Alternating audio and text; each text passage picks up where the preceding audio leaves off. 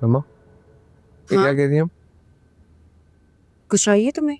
नहीं, वो सब तो ठीक है, आपकी बेस्ट फ्रेंड कहाँ है? नाहिद, उसको मैंने मार्केट भेजा है।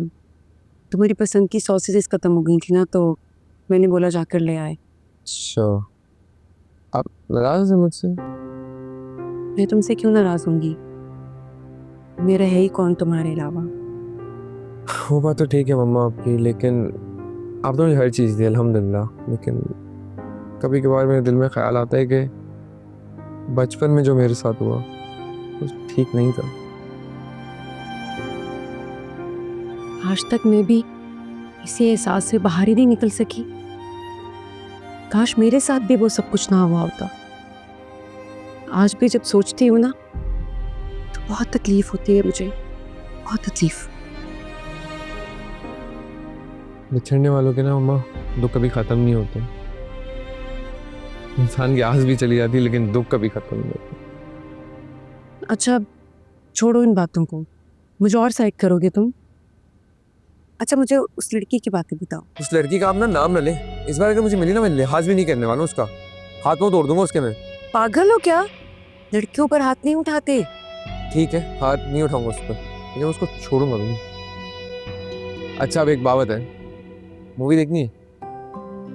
हाँ, मगर आज मेरी पसंद की फिल्म देखेंगे, पुरानी। समझ गया, तो जब आपने बोला तो मेरी पसंद थी।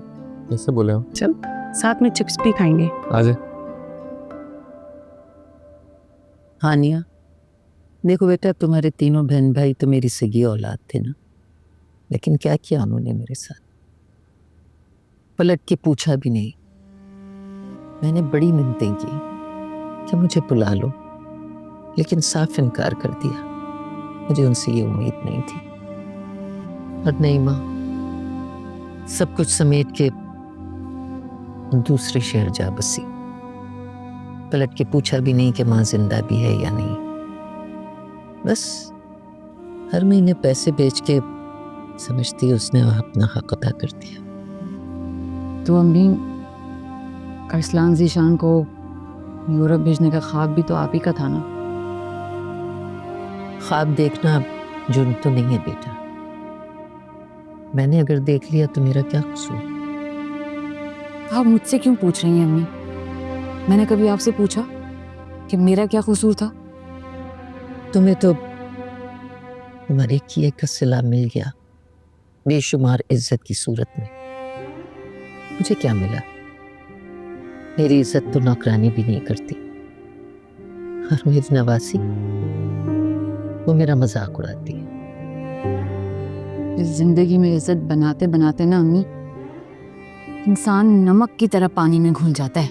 हानिया, मेरी एक बात मानो। नूरे की शादी के बारे में सोचो। उसे बाहर भेजने का ख्याल अपने दिल से निकाल दो। देखो, शादी की एक उम्र होती है। अम्मी, लेकिन ये सब मैं अभी कैसे कर सकती हूँ? वो ये सब अमानत, प्रॉपर्टीज, फैक्ट्रीज सब संभालने की उम्र में नहीं आती। तब तक मैं उसकी शादी कैसे कर सकती हूँ? हानिया, मैं तुम्हारे मामलात में हरगिज़ नहीं बोलूंगी मेरी तौबा।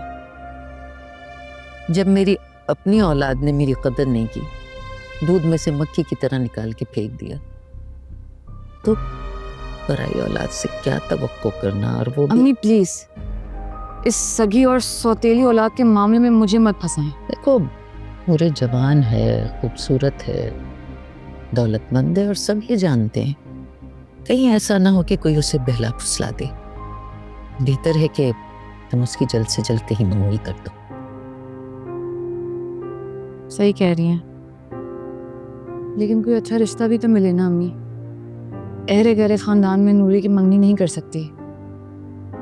कोई ऐसा हो जो इस्लाम और कुरान के मुताबिक जीता हो, फिर सोचा जा सकता है। क्योंकि नूरी खुद भी ऐसी ही है, शरारती ज़रूर है, लेकिन अपनी वैल्यूज़ खुद खूब समझती है। और अगर नूरे को खुद को ही पसंद आ गया तो वो भी नूरे की सोच और मयार के मुताबिक ही होगा अम्मी। इतना तो मैं उसे जानती हूँ। अरे हानिया, वो लड़का था ना जिसने वो हमारी गाड़ी का मामला निपटा दिया था। क्या नाम था? नाम तो मैं भूल गई हूँ उसका। बड़ा खूबसूरत सा, पढ़ा लिखा सा। जी अम्मी, बहुत अच्छा और तमीज़दार बाइखलाक बच्चा है। लेकिन आप क्यों पूछ रही हैं? हाँ हाँ, वही वही। वो बता रहा था ना कि आईजी का बेटा है, उसने मुकाबले का इम्तिहान भी दिया है। अच्छी प्यारी शक्ल का था, पढ़ा लिखा भी था। तुम्हें अपना कार्ड भी दिया था उसने। उसे जरा टटोल के तो देखो। अम्मी, अरे, लड़कियों की जो माएँ होती हैं ना, उन्हें हर तरफ नजर रखनी चाहिए।